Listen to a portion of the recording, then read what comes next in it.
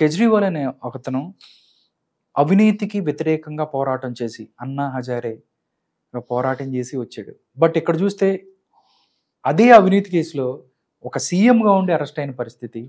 అంటే దీన్ని ఎలా చూడొచ్చు? అంటే అన్నా హజారే కూడా చెప్పాడు, కేజ్రీవాల్కి నేను చాలాసార్లు చెప్పాను, ఆయన వినలేదు దీనికి సంబంధించి అన్నట్టు. కానీ జైల్లో ఉన్న వాళ్ళు అప్రూవల్గా మారిన వాళ్ళు కూడా చెప్తున్నారు, మీరు 100 కోట్లు 200 కోట్లు 300 కోట్లు అంటున్నారు, ఢిల్లీ లిక్కర్ స్కామ్ ఒకటే తెలుసు, కేజ్రీవాల్ చేసిన స్కామ్లు ఇంకొక 6 ఉన్నాయి అని చెప్తున్నాడు.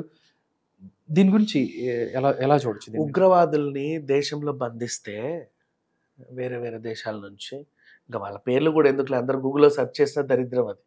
ఉగ్రవాదులు మన దేశంలో బంధిస్తే వాళ్ళని విడిపించుకోవడానికి వాళ్ళ చేత ఒప్పందం పెట్టుకొని 134 కోట్లు తీసుకున్నాడని నిన్న పెద్ద మనిషి చెప్పాడు.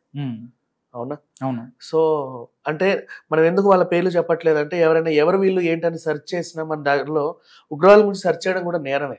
సో దయచేసి సెర్చ్ చేయొద్దనే చెప్తున్నా.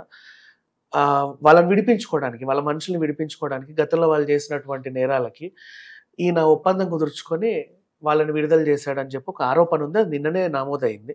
మరి అది ఎంతవరకు వాస్తవం అనేది ఇంకా తేలాల్సి ఉంది, లేదా కావాలని ఏమన్నా పెట్టించారో కూడా మనకు తెలియదు. అండ్ ఇంకొకటి ఏంటంటే, ఇప్పుడు మనం అన్నట్టు ఆయన దొరికాడు కదా అంటావా, కేజ్రీవాల్ ఇప్పటివరకు దొరికాడు ఈ లిక్కర్ స్కామ్ లో 100 కోట్లు 100 కోట్లు 100 కోట్లు అనే వస్తుంది అన్నది నిజమే. ఒక సామాన్యుడు సీఎం అయితే తెలివి లేదు కదా వాడికి, ఇంత ముందు తెలియదు ఇవన్నీ. ఆయన పోరాడింది కూడా అవినీతి పైనే.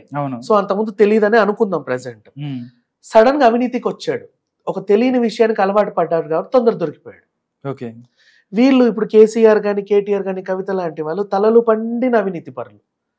సో వాళ్ళకి from the core level, root levels నుంచి అవినీతి పేరుకుపోయింది. వాళ్ళ మొత్తం ఒంటి నిండా నరనరాలు దొరకరు అంత ఈజీగా.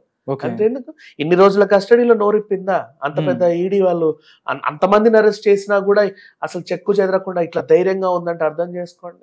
కవిత విషయానికి వస్తే ఓన్లీ ఢిల్లీ లిక్కర్ స్కామ్ ఒకటే కాదు, తెలంగాణకు సంబంధించి చాలా భూ వ్యవహారాలు అవ్వచ్చు, లేకపోతే చాలా వీటికి సంబంధించి ఈ పేరు కల్వకుంట్ల కిరత కేర్ ఆఫ్ అడ్రస్ స్కాములు అన్నంత రేంజ్గా, అంటే అధికారం పోయిన తర్వాత అసలు కథ మొదలవుతుంది అన్నట్టు ఇన్ని స్కాములు ఇంకా చాలా ఉన్నాయి ఆవిడ పేరు మీద అనేది కూడా చాలా మంది చెప్తున్న విషయం. నిజంగా అంతగా వీళ్ళు అవినీతిలో కూరుకుపోయింది బీఆర్ఎస్ ప్రభుత్వం అని అనుకోవచ్చా? ఎంత కాదన్నా నాన్న, ఎంత కాదన్నా నా ఆడకూతుర్ని ఆస్తి అంతా అబ్బాయికే రాస్తావు, ఆడకూతురు మీద నీకు ప్రేమ లేదు అని నా కూతురు నన్ను అనుకోవద్దు. కాబట్టి బలవంతంగా ఎలక్షన్లో ఎంపీ అనో అదనో ఇదని నిలబెడుతున్నా. ఆ పిల్ల ఓడిపోతుంది, నేనేం చేయను? సరే మొత్తానికి ఎమ్మెల్సీ ఇచ్చో ఏదో చేసి ఆమెని నెత్తిన పెట్టుకున్నా. అయినప్పటికీ కూడా జనంలో ఆమెకి వ్యతిరేకతే ఉంది. ఆ పిల్ల ఏం చెయ్యట్లా. చేసుకోవచ్చు, స్కోప్ ఉంది, నా పేరు చెప్పి 100 చేయొచ్చు, చెయ్యట్లా.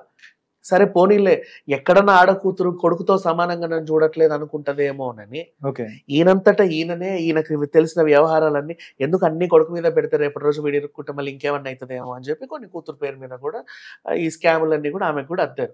ఎలాగో ఖాళీగానే ఉన్నావు కదా, నీకు ప్రజల్ని పాలించే అంత తీరిక లేదు కదా, సో ఈ స్కాములన్నా సరదాగా ఇవన్నీ చేసుకుంటూ కాలయాపన చెయ్యి.